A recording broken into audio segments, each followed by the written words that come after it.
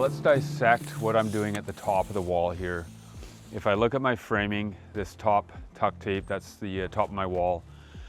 Inside of that space, that's my attic space. We're gonna have blown-in insulation in there.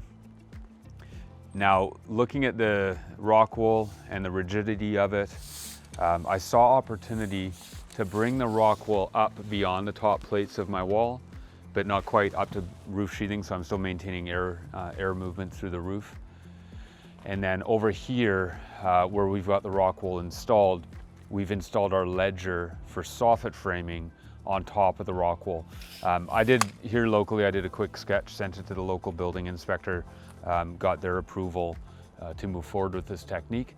And I think it's gonna work really well to maintain that insulation on the exterior of our wall and actually bring it up. And it'll actually, in fact, hold that blown-in insulation to be on top of the wall plates.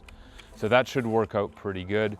And then we've just simply attached our 2x4 ledger level with our sub fascia, and that'll capture our soffit once we install that. We'll probably add a few blocks in across here just for stability, but really the span of our soffit, we're only about 18 inches. Our soffit attachment, that would require 32-inch on center attachment. So we're well within that range. So we'll just attach it the sub fascia and this ledger, and then be in great shape.